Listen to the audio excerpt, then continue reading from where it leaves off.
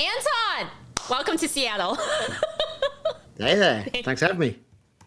Oh my God. It has been since, I think, 2012 or 2013, one of those years, since I first met you. It was a long time ago. It's been a while ago. Yeah, and it was in, I just remembered I thought you were like part of Wonderman.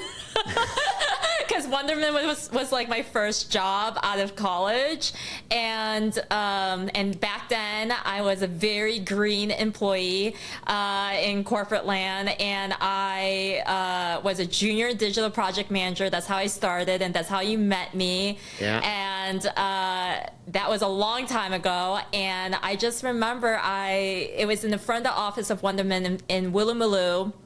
Everything was purple with the big W sign, Yes.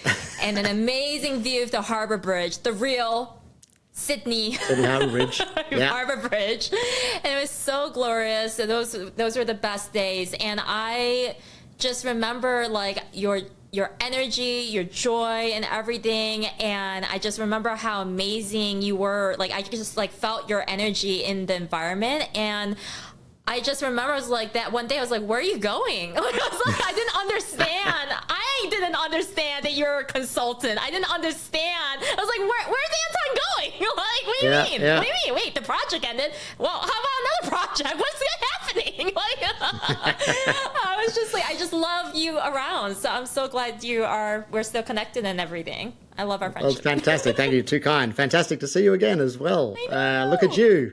Look what's happened to you in the 15 years? Yeah, almost. 13 15 years. It's awesome. But Yeah. world has changed. Wow, hasn't the world changed? And the world of marketing changed. Wow. We're going to have some fun. Let's talk about it. You're going to have fun. Okay, so to consulting. The first bullet point of consulting the consultant. I would love for you to just explain a little bit about who you are, though, just to give some context before we go there, because you have done a lot. You've been in this space. You're a senior consultant. You do your own thing. You're also you're associated in so many different ways. You've spoken a lot. You go to a lot. You do a lot, Anton. I listen to all you. over the place. Well, I'm not dead yet. Let's put it that way. I think Dolly Parton just said it. I'm not dead yet.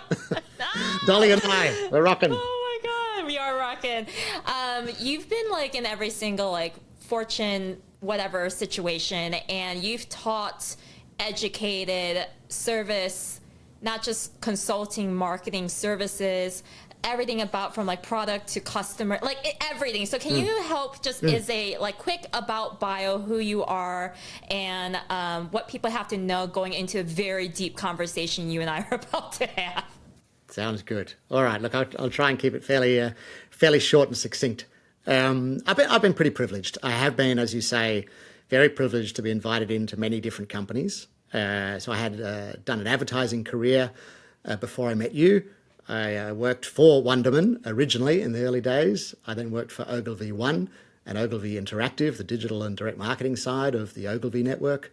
I got close to the brand strategists during that period. And then I worked with an independent agency here in Sydney called Loud before going out on my own in 2009, just after the GFC, to start consulting. I got to a point where I've lived through the direct marketing era. I lived through the digital era, the early stage of the digital era.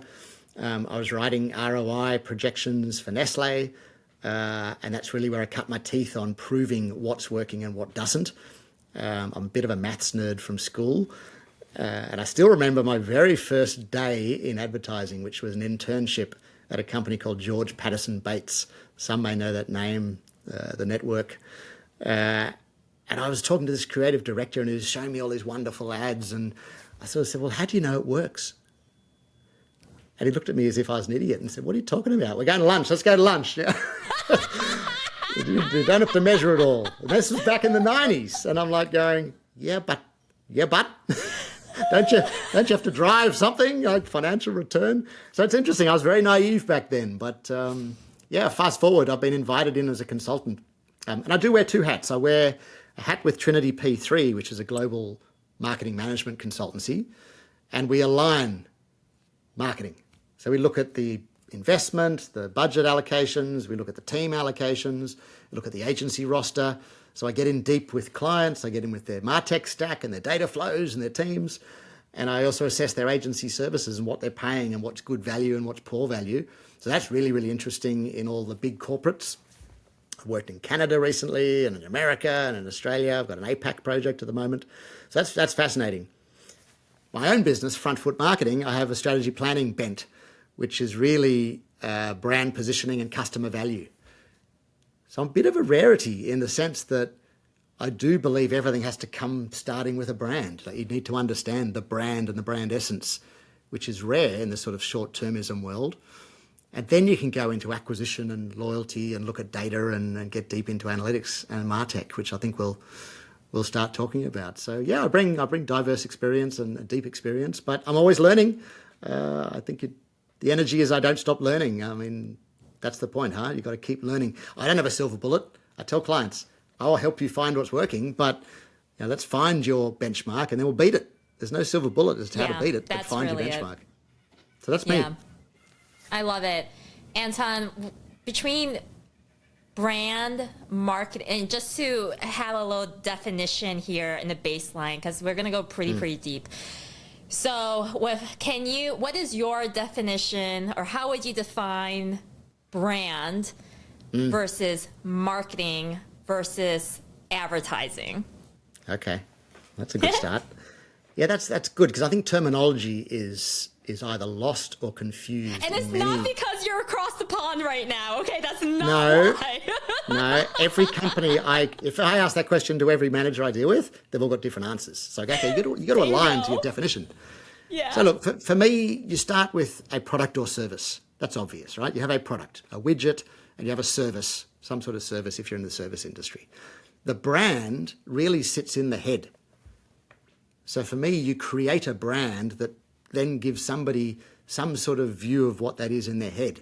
And it might be based on colours, it might be based on a scent or a smell, or it might be based on some other mental or physical thought process that you go, when I say Coke, you start to think of that as a brand. Now, of course, I think of Coke as the bottle or the can, but the brand for me is that mental position that you want to carve out in someone's brain or someone's head. That's the first thing. The marketing is then how do you take that product or service and position the brand, firstly, position the brand with the right customers and take it to market. That's marketing. Now, interesting, I say marketing and sales teams because sales comes after marketing. Once you do your marketing, you take your product or service and that brand out into the market, then you want to convert and get people to buy. I'm talking very 101 language, but you want to sell it, right? That's the sales aspect. So I guess I start with the whole thing. If that's a thread, you have a product and service, you want to build a brand or a position of what that stands for. You take it into the marketplace, wherever that might be, whatever channels. Could be pure e-com, could be pure digital, pure mobile, could be physical, could be combinations, whatever that might be. And then you sell. So the selling aspect is the conversion. And of course, we'll talk about the loop, coming back to once you have a customer, how you build a value relationship. And advertising? Advertising, sorry. So that's the communication. For me, the advertising is just the comms part of marketing. So marketing, you have your product, your place, your distribution, your pricing, of course, to take it to the market. The communication side of that, for me, is the advertising. But the advertising these days takes a myriad of forms. And probably the world when we met, it still felt a bit above the line, below the line. You had advertising, and then you had digital channels, and then you had direct marketing, which was either direct email or direct mail or direct club type activity. I think advertising has blurred a lot. For me to advertise and promote your product or service or your brand shouldn't just be paid advertising. I have a slightly different view. Some people say it's just paid advertising. I said, no, I think just having your product is an ad. I think having a truck, working with a business at the moment where their trucks, their vans, it's B2B, and their vans are the number one advertising medium. And at the moment, you look at their van and didn't explain what they did. I said, change it. You need to say what you do and a benefit, because your trucks are your best advertising. Yeah, it is literally the whatever is the walking ad, whether that's the driving billboard, right? It's the driving billboard. Exactly. If that's in like that's a space. Situation. That's a space. Mm-hmm. Yeah, you should harness. And again, of course they're paid for the van. So I said, you've paid for the van in a sense. You've paid for the advertising. Let's make the advertising work. I hope they said, oh, that makes sense, Anton. They absolutely did, because it's a kaleidoscope of colour at the moment. I said, you look like a printer. Are you in the printing business? Looks like pixels. And they said, no, we're in the designer flowers, artificial flower business for businesses' front desks. I said, wow, I don't get that from your van. I think you're a printer. So there you go. They got it. They went, oh, shit. But that's the thing. It's like, let's talk about that of the consultant. I think this is a great segue, because you have consulted a lot of like marketers who are in-house. They have a team allocated, budgeted. They are there, that department, to then be working with whether it's other agency people or anyone else to be able to still drive that side of the business. And so how do you think about consulting the consultant in a way of you are really consulting the consultant. You are helping them be better, helping them to see a different perspective, helping them to shape that side of the business to then go into our later conversation about ROI. Yeah. Well, there's a few key points in all of this. I think my approach, it's not about Anton, it's not about front foot marketing, it's not about Trinity P3. If I think about who I work for, it's about the people I'm working with. So I'm not coming in, some consultancies come in and tramp over the CMO or tramp over the team and want to reshape it, etc. I'm coming in and saying, okay, you're the team, you're the CMO, what's your current remit and what does your team do and what's your team accountable for and how does it work? I think if you come in on that angle, my experience is you're not confrontational. You're coming in as sort of an advisor or a coach. So I really think of myself, the consultant gets a bad name. I don't like the word because we're starting to get a bad name as a consultant. I think I use a sporting analogy. The best sports people in the world still have a coach. Mm-hmm. The best business people in the world still have a coach. Olympians. Whether it's a financial advisor, you're amazing. Yeah. You still have a coach, right?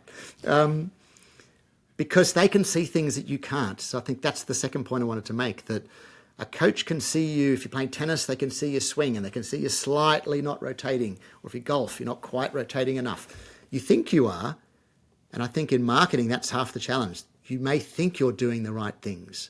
You may think you've done the right tech investments into your tech stack. You might think you've done the right allocations for your team. But just having an external person to come in and helicopter up and just have a bird's eye perspective as a sounding board to start with. So I'm very much a sounding board at the beginning because I'm just doing a lift the hood and do a deep dive to do a diagnostic. And I'm saying, why do you do that? Why do you do that? How's that working for you? And that's I don't jump in and say, why the hell are you spending the money in that? That's a waste of money. It's talk to me. You've invested in this. The tech stacks are the best at the moment. You've invested in a lot of tech. Tell me what's working. How's it connecting together? How are the pipes connecting? How's the data flowing? And we just talk like that. Yeah, that's exactly it. It's so interesting because it has taken me a really long time to understand, I think, shift into the word of consultancy because the world that I'm in, I just think, it does have coming from the agency side, we always had to fix the consultant's work. And so because it was very much like when the execution actually happened, when it was time to go to market, we had to change everything because the market changed, the environment changed, the variables changed. There might have been different people on the team on either sides. We had to deal with every single situation that kind of came through and then figure out how we're actually still going to launch and do the thing that we said we were going to do. And so for me, I was always in the trenches in that way. And then what I learned though is that I was able to kind of do both. And so that's kind of how I've been able to reinvent it on my side of the house here. But it has been quite a challenge for me internally, I'm not going to lie, because it's been something where I can't help to execute something until the executive sees what they need to, they know that they need to execute on it. Yes. So like exactly what you're saying is sometimes when it's been hired to maybe tangibly see that is a specific tactic, for example, that looks like what the end of the flag, right, looks like, right? But all of the work is under the hood. Why are you doing this? Because it's not an interrogation of like what you're doing is wrong. It's like you have gotten to this point for some reason. Yes. Right? Why and how? Why did you make that decision? Yeah. How did you get to that decision? Do you even want to change that decision? Are you good with that decision? Right? And seeing where they are psychologically as well. Well, that's a good point. Can I jump in? That's a really good point. Yes. Because for me, that opens up the area of once you know what they're doing, I ask the question, what are you then measuring? How do you know it's working? And that's when things start to unravel. And you start seeing that you're not measuring what matters most. Yeah, the business part. So I talk about what's your commercial impact? You could be losing money. That's fine. It might be all about scaling to a certain degree or starting up or venture capitalist funding. Wherever you're at, that's fine. But ultimately, the business metrics have never changed.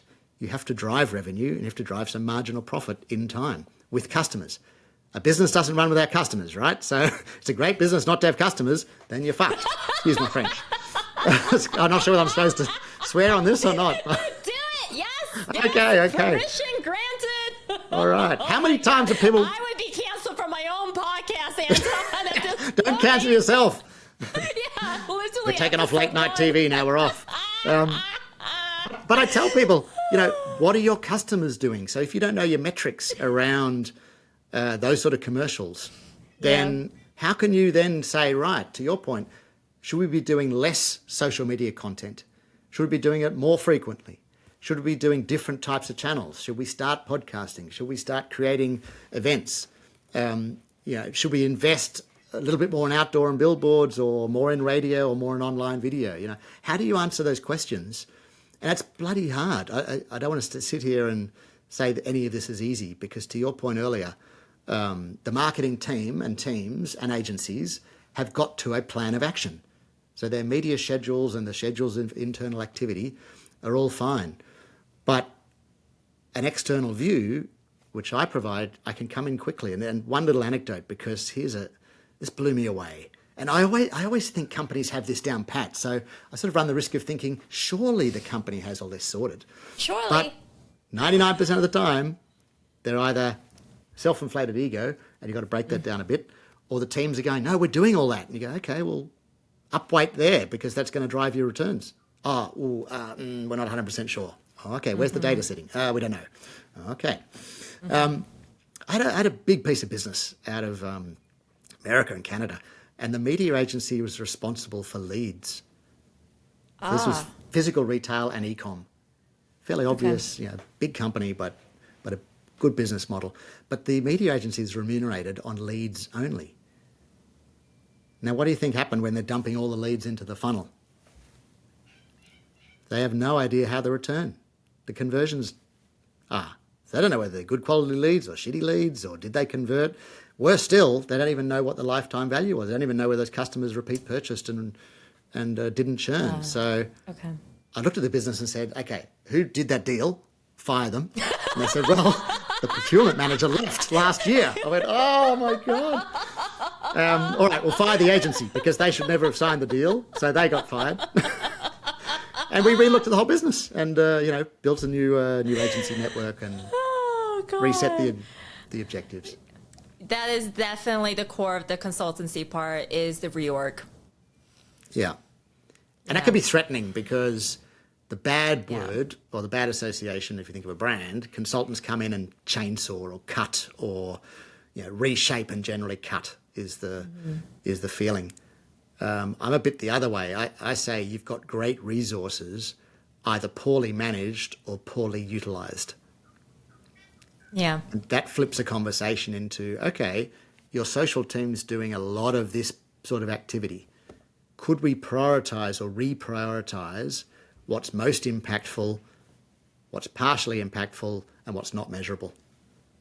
Yeah. There's always stuff that's not measurable. That's okay. Keep that as on, but prioritize your time and financial investment. And that's just Sounds a like different we've way of been thinking. doing it very similar in like how to be resourceful, right? It's like, are you looking for new customer data that doesn't exist that seems equivalent to spraying and praying, or do you actually have already customer data that you can actually go talk to your customers and see where that is Get a result. yeah. And so it's like you can have data driven insights and results and you might just already be sitting on it, but you might not actually really be acting on it, and it's right there for you. And I always see like those missed opportunities, Anton, and I love what you're saying here about. Can you talk a little bit more about what is ROI to you? Because you coined yourself as Not myself. ROI guy. Someone else came up with it. Who did that? Oh my God, I've got it. So tell I've me. got it. I got to give kudos to my dear partner, Nikki. She's beautiful and she's a legend and she's a great sounding board. She's also in marketing. So we connect. But interestingly, this came out of COVID. So during COVID, when you've got, you don't done your fifth walk of the day and you're opening a bottle of wine at 2 p.m. thinking, oh, is it too early? We just started thinking, as everyone did, what shape or reshape do we take our consultancy and our services? And we challenged each other to say, what's your superpower? What's your real superpower? And out of that, my superpower was, I think I started on this, I was a maths nerd at school. That just clicks with me. I can spend money, and my dad taught me spend money but save some money, so I was good with numbers, I guess. And I was grounded with a fantastic boss and environment on a variety of businesses that were all about ROI. So I got thrown a bone by my last senior boss to say, okay, can you prove that on Nestle? An FMCG client. Mm-hmm. No one in the Nestle world has proven it to be ROI positive. And I went, I like a challenge. I'm either going to do this or get fired. So I was living on the edge, baby, and I thought I better learn this, and I better get it right. Nope, nothing works like entrepreneurial pressure. I think we'll come back to entrepreneurial thinking. Yes. So I got told, we're going to build a direct-to-consumer club. We're going to understand their basket of purchases of Nestle product and competitor product. So we're going to understand their basket. We're going to build it on a margin per product, so we know the profit or the margin per customer, what they're buying, their frequency, recency, the type of products, etc., across all the Nestle categories. And we know what we're going to spend. But we're going to measure the incremental shift. So simple example. You make Nestle $500 in profit per year in buying all sorts of products out of a basket of $2,000, let's say. But we're just interested in your $500. I only make $200 for Nestle. So I'm less valuable, you're more valuable in terms of profit. But next year, through marketing to you, I can shift you to $400. Now I've made $200 incremental. So I'm only interested in that incremental. What did I spend to get that? Let's say I spent 100. So I spent 100, I've made $200 in incremental, that's $100 positive ROI.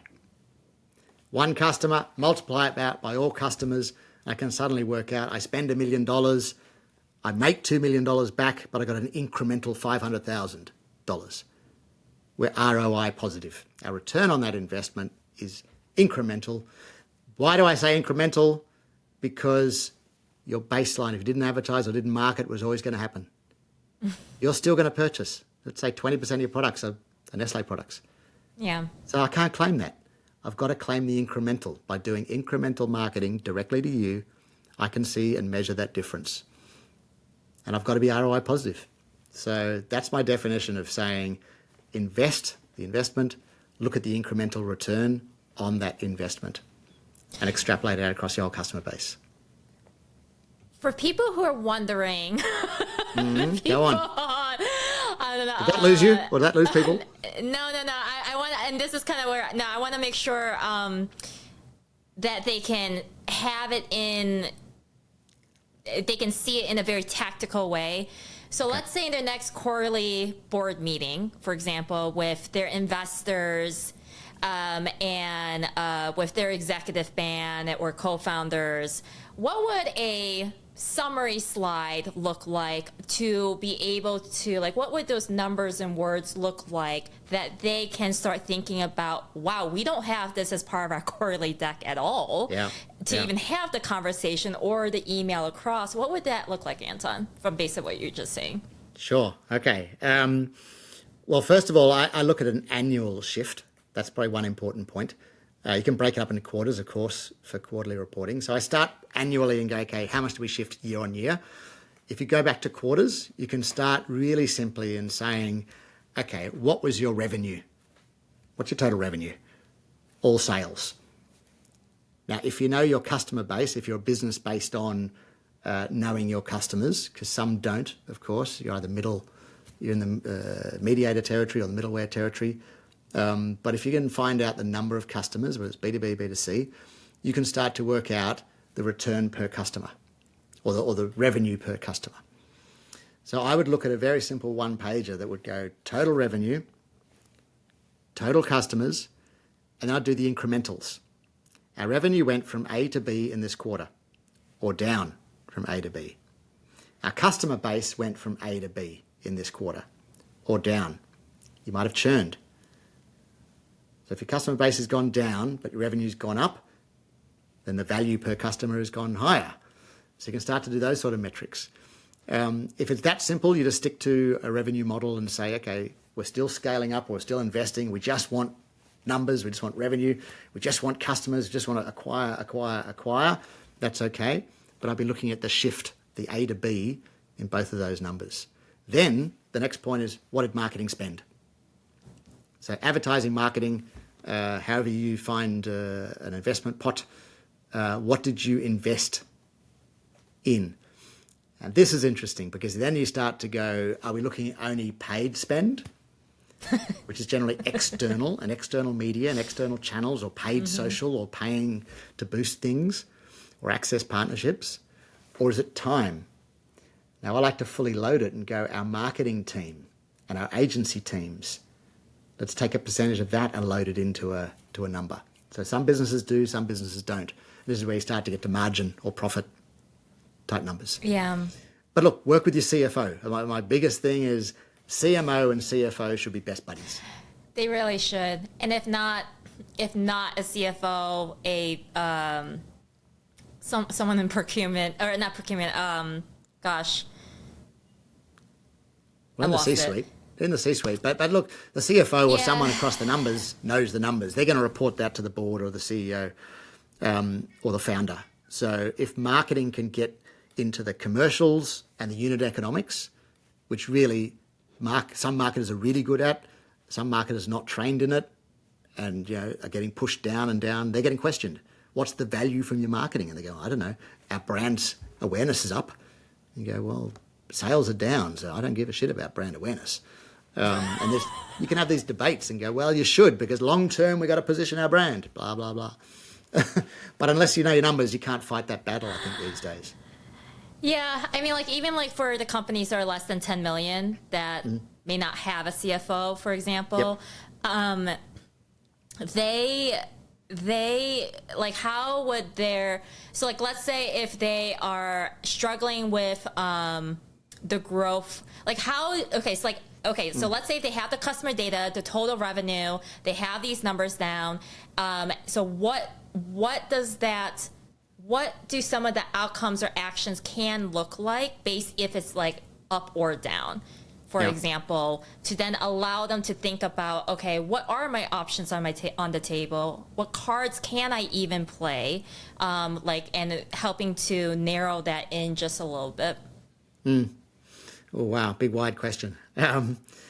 Look, again, it varies by company, varies by industry, doesn't it? So if you're less than 10 million or even just starting out in either tech sector, I then look at, well, are you an e-com only business? You go, yeah, sure. If you're talking e-com only, then you can work out the numbers really quickly. That one's fun. But B2B, let's talk B2B. Yeah, well B2B. Well, I'm working with a B2B client at the moment, and it's the same theory. You go, okay, each quarter, and your sales cycles might be slow. So this is a sales cycle that goes over 3 quarters, about a 9 to 10 months is their average. So that's why I talk to them about annual. You should look at your annual, but look at your quarterly run rates. So this is all about pipeline, I guess, for them. You start to go, let's look at the value of the pipeline. Now, are you getting the right type of value into that pipeline? And even that question can be, we want anybody. So, well, no, you don't want anybody. For your particular product or service, you want these type of customers. And I think that's the other rigor that a lot of businesses sort of build a product and service, get the technology in place, go to market, and sort of forget about who the real customers are. Or they don't know. And it's sort of okay, because you can launch a product and suddenly go, oh, these were the customers that really wanted us. Yeah, okay, yeah, that's cool, that's a learning. But at some point, you're going to know your customers. So I guess the other big point, and this seems obvious, differential marketing. Not every customers are equal. We know that there's a triangle. Super high value, medium value, and lots of low value. It's like a triangle. Hasn't changed since day dot. That is true. It's true, right? I mean, God, you're a bundle of joy, Anton. tell me it's a straight line of customers and I'll tell you it's bullshit. Okay, you show me the data and I'll prove to you it's a triangle. But people think they're all the same. And they go, we got customers, we got 1,000 customers, we got 10 leads and we converted 2. You go, okay, fantastic. But in B2B, it's getting a lot more rigor around these are the type of customers you want. In our pipeline, we've got those plus a few extras, that's okay. These are nudging along the sales process. So this is interesting. We're moving these ones forward. And quarterly, this is how we're proceeding. And then we converted. We look at your conversions. If 9 months is your average, I don't really like averages because you go, is 9 months your average for your super high value customers? Yeah. Medium value or low value? Because I bet you it's 2 months for low value. You can get them in much easier. It might be 8 months for your mid value and it might be 18 months for your super high value people because they took longer to convert. Don't know. Might be the other way around, but. So much has changed in the last 15 years, right? Has something not changed in the last 15 years that you're seeing in like the percentage of budget allocation that you expect a business to be spending in the areas of marketing, for example, to uphold their sales efforts? Like, what is your general benchmark that you're walking and talking and? Yeah, well, again, I don't put a benchmark on it, but I tell you what's changed. And then what's not changed. It's become very hard. I think that's the point. The obvious point, proliferation of media, proliferation of channels, different ways to get to customers. That's just exploded. So that's obvious. The tech stacks are bloated, so we're adding technologies into a stack. For some companies, that's really simple. For other companies, it might be a CRM and a database, a data mart or a data warehouse, and a few other deployment engines. It could be MailChimp sending email. It could be other engines sending social media, etc., and a content management system for your website. But we've added all that into a stack. And of course, that's getting harder and harder to create all the different versions of content and then get it all deployed out. So I think that's the first big point. It's become really, really hard. The next point, it's really hard to work out what's working. So to measure what's working is becoming harder and harder if you're not looking at the right numbers. But what stayed consistent is the obvious things. A business does not change. You need to drive revenue first and foremost. Ideally, at some point, you start to look at margin or profit. I would argue you should start that from day one and flip it into look at a customer level margin or profit analysis. So your first customer you bring on, if you're B2B, your first customer, you work out how profitable they are in their first quarter, their second quarter, third quarter, and after a year. And profit can come from whatever, right? It might be a subscription, it might be a SaaS model, it might be services, consulting services, whatever. But you can work out if they're a profitable client or customer. That hasn't changed. Yeah. It's a great business. I think we talked about this before we came on. It's a fucking great business without customers, isn't it? Because you're going to go close your doors. I mean, business doesn't run without customers. But the number of people I hear who don't do customer analysis is amazing. It really is. Thank you for breaking that down, because Anton, I just feel like it's so easy to do like a lot of like scapegoating why something hasn't gone right? The hard thing is, I think, truly is still the core of a business, like business in itself. And I just feel like there's been a lot of whether it's shortcuts or whether it's just trying to not necessarily accelerate, but just kind of like, I don't know, I just think it's like ignorance tax or something like that, like where I'm just like, all of the dishes have to be spinning in the air. You can't just be focusing on one dish and be like, I'm just going to see finance as a black hole, or I'm going to see product as a black hole, or like whichever you're coming from. And so it's kind of like, I love what you were saying earlier, of like, it might just be a fight with your own ego. Yeah. And that might be. And so having like your personal board of advisors or an external board of advisors or company advisors, whatever it is, to keep that freaking perspective in check. Correct. Like, in reality, right? And whether it's the numbers, how you're going to interpret the numbers, how you're going to analyze the numbers, and that's what I mean of like consulting the consultant. Correct. And a big point you've got nail on the head. Which numbers to look at? Because I think that's the challenge. We're drowning in the data. So we have more data than ever.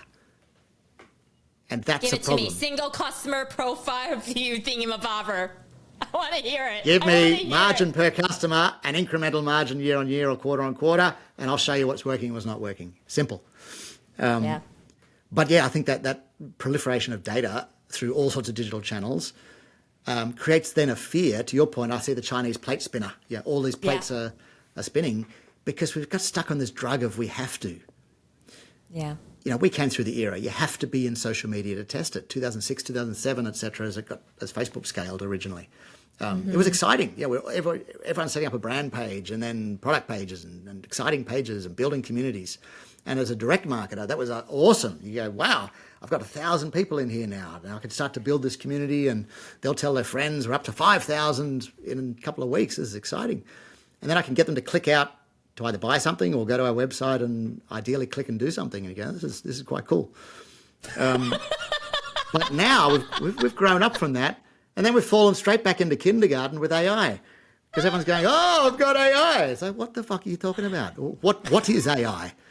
What is this AI you talk about? And it's like, they can't even explain. It's like, we got AI. Okay, we've had AI for decades. Like, what are you talking about? Right. Are you using it to make more intelligent sourcing, more intelligent allocations? Are you using it to be more intelligent for insights, for strategy? Or are you doing it to be more efficient with your execution and your production arms, generative AI, and then you're creating more content and getting out quicker? And here's a good one. Accelerator. Here's a good one. Here's a good one. So start with the customer again. What's the frequency of purchase? What's the sales cycle? Yeah. And you pick a business, whatever the industry is. Let's say one is 6 months. So I say to companies, you only got customers in market every 6 months. You're wanting to be on every quarter of an hour, every 2 days or whatever in social. Why? For the chance of being in their feed and in their stream and for the potential customer to see you. I go, well, why the fuck are you doing that? You got the customer on the database. Why don't you call them? Hello, this is an interesting one. Do you know what this is? It's called a phone. My daughter put a sticker on the back. Hello, dear customer. I'd like to thank you for being with us for 10 years. Oh my God, this is unreal. Is this fake? B2B. Get off your digital drug and call. I'd like to thank you. I'm just calling to thank you for being a customer. Yeah. I mean, this is interesting because contact centers, which got a bad name, they were call centers, are generally disconnected from the marketing. So if it's a small business, you might have a couple of people answering phones or answering messages in social or an email, whatever it might be. As you get bigger and divisioned, a lot of those divisions are separate and marketing doesn't see it. It goes off to service. Right. But that's a big disconnect. Yeah, I agree. That probably a question before, what hasn't changed? hasn't changed, understanding your customer. But I think the scapegoat of we're doing lots and lots of stuff at our customers or at our prospects, hoping they're going to acquire or buy, and hoping we hit our customers. Why do that? You've got your customers on a database, even if there's 2 customers or 10 customers. Just a quick one. So I was working with a local butcher, small business, high street butcher, but highly innovative. And so in COVID, they launched an app. Fairly obvious. A butcher. Now I've not. This is Australia. Sorry. A local butcher in Australia, right? Local butcher. I love it. Oh God. Quality of life. Let's go. Thank you. Sorry. Well, it's the son of the founders. The son is in his 40s, and he said, "Well, we can't sell. No one's coming to the butchery, but we can build an app. They can pre-order and come pick it up. We can just put it outside the front door or out the window, and they can take it, adhering to the 1 metre rule during COVID." So built up their database of shoppers, which was just around 2,000, which is quite a good number, onto that app, or downloaded the app. And he then started analysing who's used it, who's not used it, who was using it during COVID, how much they were using it during COVID, etc. So I met him after COVID, and we took all those examples, and I said, this is interesting. Look at the number of people that have downloaded it, have been using it for at least 9 months now. So we just took that data, and generally it's over a year. Those that have been using it for over a year, the percentage, 75%, was still coming in store and didn't want home delivery. And I found that intriguing. I said, why would they just do click and collect? Why wouldn't they do delivery? And he said, I kept asking people the same thing because I didn't know. And it's the classic butcher thing. They wanted to come and have a little chat. It was a bit of their outing. Yeah. It was part social of their connection. outing. Yep. Post-COVID, bit of social connection, picking up my meats and then having a bit of a chit-chat. I said, okay, let's do differential marketing. Let's look at the triangle. Let's find the best, the super best, the mid, and then the lows. And let's just recognise the ones at the top. So if you come back for your 100th time or your 50th time, give them a bottle of wine and let them choose. If they don't drink, give them an option of a soft drink or mineral water. He goes, that's interesting. Why would you do that? I say, because you're just recognising that they're a great customer. You don't have to spend much. And thank them. If they love coming in, you be there as the person. Don't let their staff do it. You come out, thanks so-and-so, just love to give you a bottle of wine. Did you know you've had your 50th purchase with us? Love you, amazing. And so those sort of random acts of kindness we've talked about, but we don't do because it's too unsexy. Okay, no, I love this because Anton, you're going through this is the VIP experience you talk about, right? Yeah. This is your thing. This is about I did do some research and just to put some notes in here together. So let me bring it all together. That you talked about things about you talk a lot about theory versus the complexity of of marketing, where marketers are really looking at the numbers, but the advanced marketing side of things is this one-on-one. I think it goes back to this direct marketing of the relationship. It's about hospitality. It's about customer service. It's about it's about the brand part of that mental image of that was nice, that surprise and delight. I didn't know that. I didn't even know that. I was just going on with my day kind of thing, and I just now increase a level of positive association with that brand, and it increases loyalty. And I love when you have talked about what are some low cost ideas that make a person feel like they're an important person. Yeah. And you really kind of drew out this incredible graph of saying why deal with people who are just kind of noise in a way. So how do you figure out the high, medium, and low values, what you're saying, right? It's you might see someone around a lot, but then do you actually know the value? Can you speak a little bit more about that? Yeah, I think the data is always there. It's either sitting in a system of some sort like a financial system, and it's either marketing can't get access to it. So, in a smaller business, it might be it's in an e-com engine, but the actual financials sit in some sort of internal system. Yeah. So this is what I was saying earlier, that marketing's got to get close with the accountant or the financial person in the business, at least just to get those numbers. So the numbers are all there. It's then having some framework to think about that customer differential and working out who's valuable and who's not. And of course, when you first buy, you're not valuable. But nowadays, you can do so much work with lookalike audiences and predictive modeling to say, I could find the best value customers and I want to convert them. So I don't want to have all these low-hanging fruit customers who come in and buy once and then churn. I want to get a good profile of who I want, convert those and keep them. Back to my butcher example, if you know who they are, because the data tells you, and I've booked and paid through the app, and I know the time I'm going to come pick it up. So let's say it's 10 o'clock in the morning. As the company, what's one of the frustrations a customer has? Parking. So there's only limited parking on High Street. So don't you think if I know that you're a super valuable customer and a VIP, I'm going to mark off a space with your name on it and say, shoot you a text or shoot you an email, your space has been reserved at 10:10 or 10 o'clock. It's going to be available for the 15-minute window of you popping in, having a chat and picking up your such and such meat and sauces that I know you bought.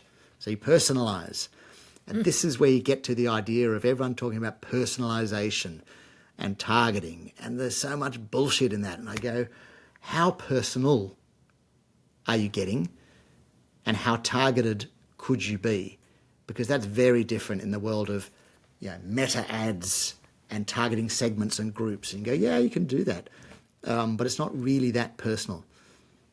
I got one the other day. Anton, do you want to fly to Melbourne? Well, I already flew last weekend. Why do you keep sending me those stupid ads? You missed it by a week. What? You're retargeting me with ads. It's a wasted spend. That's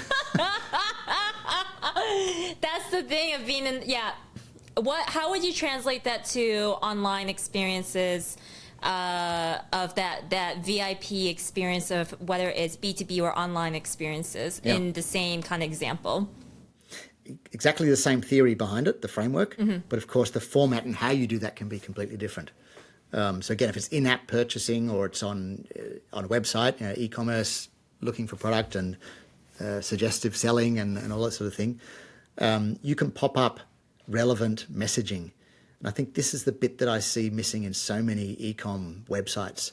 It's very product heavy, product specification, product detail, whether it's clothing, whether it's supplements, whether it's whatever you're buying. It's very functional. And I get it because I'm at the point, the pointy end of comparing a couple of products or a couple of services I'm ready to buy. So I want all the facts. But I think they've forgotten generally in e-com that I buy on emotion as well. You can capture me with colour. You can capture me with something that makes me evoke an emotion. You can capture me with, I better not say because it's confidential, but there's a product that females struggle with. Well, they struggle with an issue and the product solves this naturally. And I don't hear about the wrestle in the head at all. And all the comments I read, 90% of the comments I've seen in their social media world and on their website and on emails, they showed me feedback forms and things. They were all women talking about the struggle, the mental struggle. I can't do this. I wish I could do that. And this is really bugging me. And when that happens, this is what I do. And I said, there's your insight. that emotional wrestle which goes on, which is a mental, ball of string unraveling and people going, I just can't, or I can't think. I said, play on that.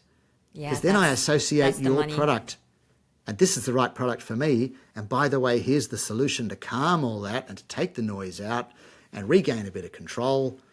And I just talked like that and they're going, that's exactly the product we offer. I said, well, show me where it says that on the website. Right. And they said, I said, you've got something that's completely different. I don't even understand it. I've got to click to somewhere to find out and read about it. And even when I read about it, I got none of what I just said. They're going, okay. So it's sort of reshaping the messaging, bringing up some emotional hook early, or even if it's a functional hook, add some emotion throughout the journey as I read, and then you pop it in your cart and hopefully pay. But there's a whole bunch of points through there, cart abandonment, and do I add something to my cart? Do I not? And we can trigger out lots of messaging, but I think it's take away the functional view of just triggering out stuff and get a bit more human about it all and say, Anton, I did notice that you didn't purchase this. Was there something that we failed to deliver to you? Did we fail? Just saying those words might make me think, oh no, I just wasn't ready. I sort of had to run out the door and I didn't order. I'll order it tomorrow. I love what you're saying so much because I'm like, it goes back to like conversational. You're like what you're saying, like how you're showing me, like pick up your damn phone, right? Yeah. Talk to a customer, right? Not just one, many, like however many you have, it's right in front of you, the database. If you don't have like this usual situation of having, if you have a marketing team, right? If you have a marketing team, if you don't have a marketing team, what you're saying is just like, you have no damn excuse not to see the customer data, right? Correct. Yeah, you blame yourself. I'm fired.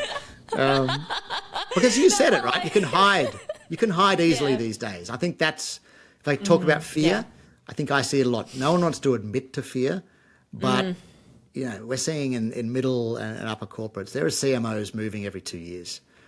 So tenure is not long. And I think the reason is they're starting to get found out. And marketers are starting to get found out in junior and mid-level because they love doing stuff. And then you do all that stuff, and then the question is, well, our sales are still down. How's it working? And no one can answer that. Oh, well, here's how it's working.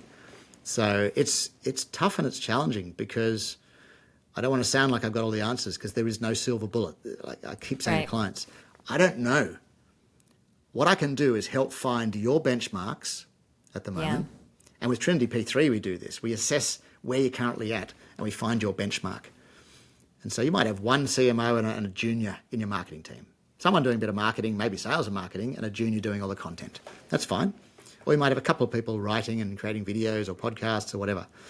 And that's cool. You go, okay, for that investment, this is what you're doing. You cross all these channels, and here's how it maps to sales. Even if I can't measure that, let's just track it and see if there's any correlation.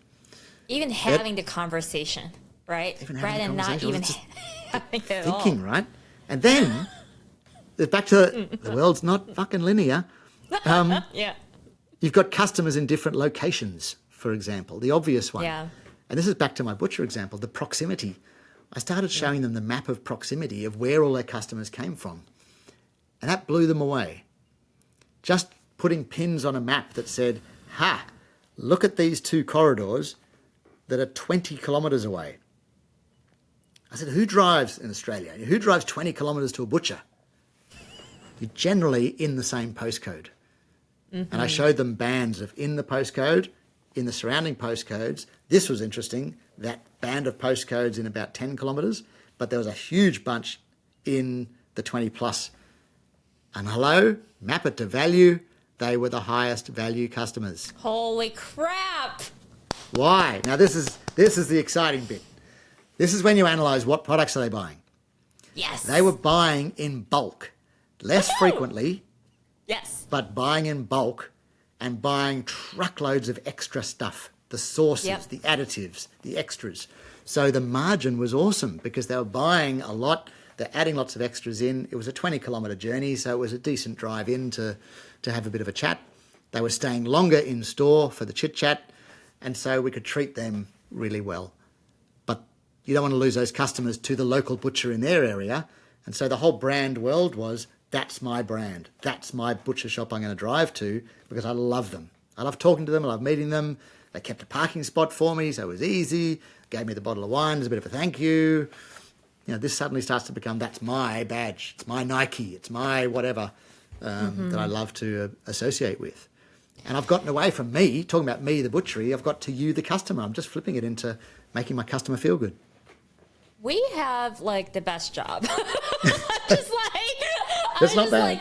Well, no, because like I love it so much because you get me so excited about these topics because I'm just like, it's really hard to have these kind of like conversations with like you just get it, Anton. Like, you just get it. So I'm just like, yes, yes, yes, yes, yes, yes, yes. And like, I'm just like, oh my God, how hard it is for someone to have all these different ingredients.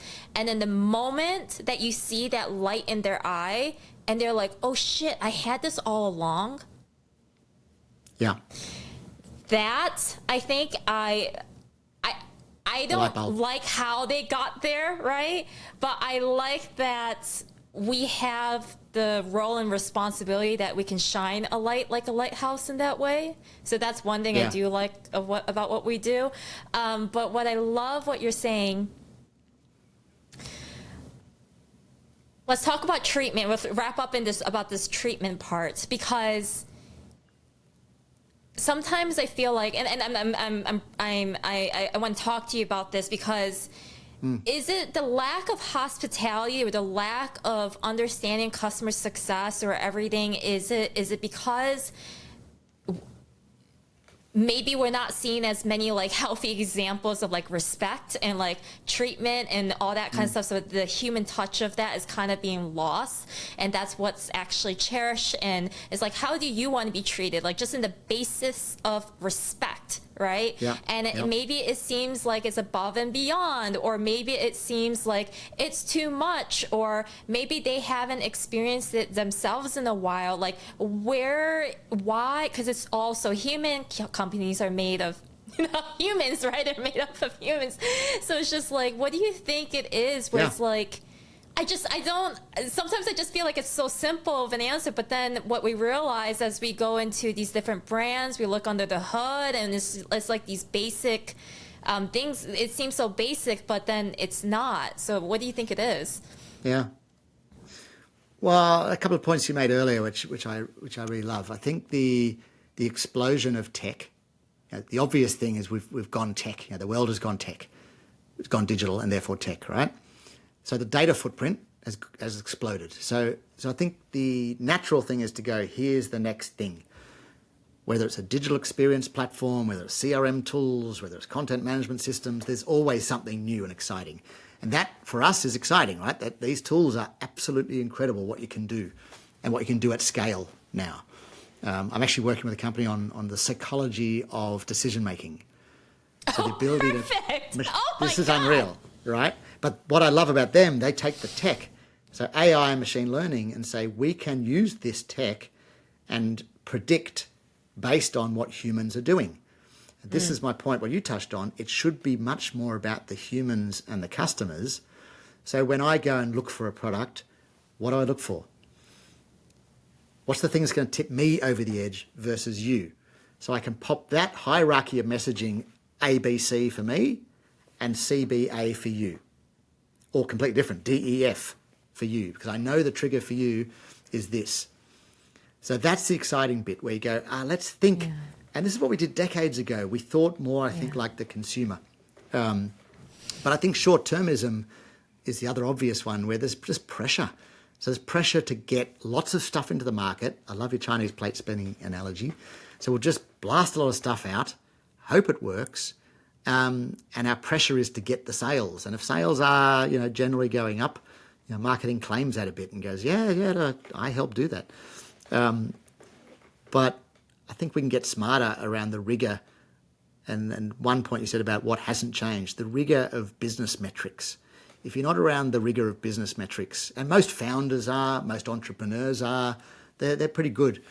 The bit that's missing for me is what I've been touching on in this whole discussion, making it a customer-centric discussion. Okay, what does that number mean in terms of number of customers, incremental number of customers, incremental shopping behavior? Classic one. I worked on this big company and broke down their database to a certain, in 10 deciles, but showed them the three, the high, medium, and low. And then I said, on average, these middle band are shopping 3 times a year. That's it. The lower band, once a year.